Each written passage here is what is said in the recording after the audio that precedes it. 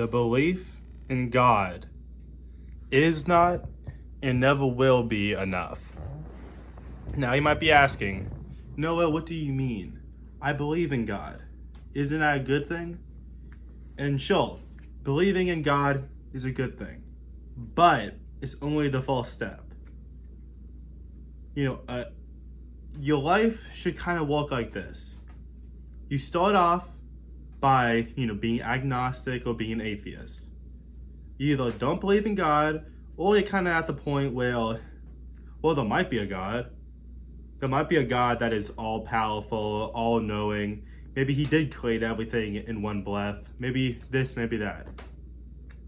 But then you have to come to the conclusion that, yeah, there is a God because, of natural design, because of the fine tuning, because of this, because of that, all of the, insult any, good argument. But then you're kind of at this point where, like, okay, which God do I believe? Because there's a bunch of different, gods. Well, actually, no, there is just a bunch of different gods, A lot of people, when they think of God, they just think of, like the Christian God or the Islam God or whatever. But basically anything can be a God. It's just there's only one true God. If I'm on my phone all day, then that is a God. It's just a false God. So, it's good that you believe in God. It is good that you believe in God. You do well. Even the demons believe and tremble. That's James 2:19. So, even the demons believe in God. So if the demons believe in God and you believe in God, then how are you any different from the demons? That's very harsh, but it's straight from the Bible. So you have to do more than just believe. Now, this channel, in my opinion, is the Christian God. I believe in Jesus. I believe Jesus, the Holy Spirit, and God are three in one, but one being at the same time. The best way to kind of explain this is, I have a body, I have a soul, and I have a spirit. They're all different, but they're all me. That's just the best way I can explain it. But that's what the Christian God is. If you don't believe it, go ahead. Us Christians, we do believe in free will. All right, free will. If you wanna go off and chase all these other gods, and I'm gonna hold my tongue. You can do whatever you want to do. I'm not gonna force you. I'm not gonna try to, spend hours just trying to fight with you until I prove to you that the Christian God is real and the Muslim God isn't, or whatever, or not Muslim, but you get my point. So you need to find the God that you actually believe.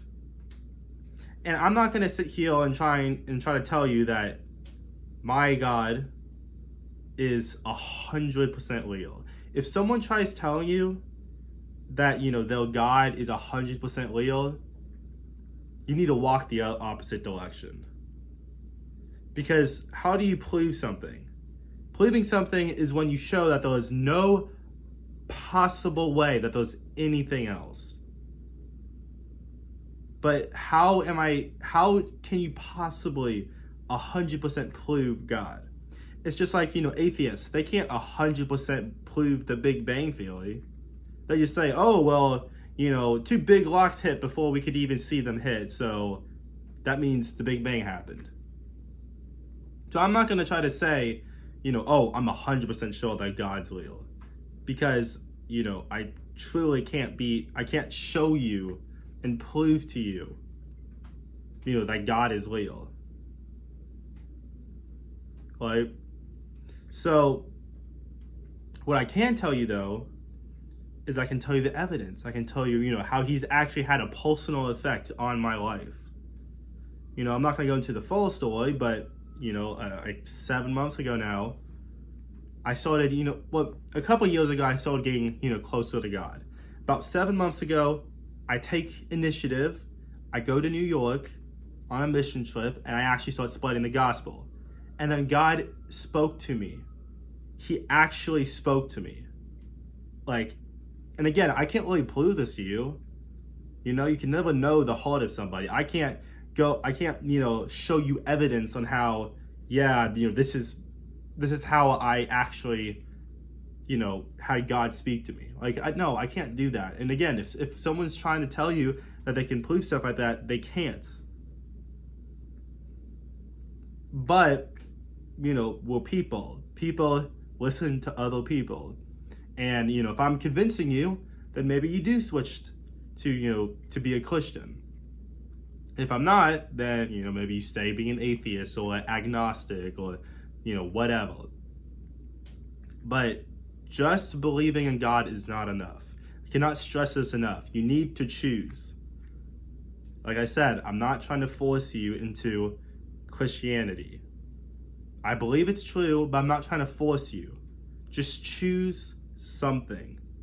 Because if you just believe in God and then you kind of just go about your day, go about your days, your weeks, your months, your years, then what? Why are you here? If you believe that there is a God that is all powerful, all knowing, then wouldn't you want to, know who he is? Wouldn't you want to know if there is a heaven or a hell? Wouldn't you want to know if he's going to judge you at the end of your days? And also, where do your morals come from if you don't know? Because morals are just, for morals to be a thing, you have to have something to compare it to. But if you don't have God, you have nothing to compare it to. You don't know the difference between right and wrong. So I cannot stress this enough. Find a God and stick to it. If you are a Christian, I have a Patreon in the description.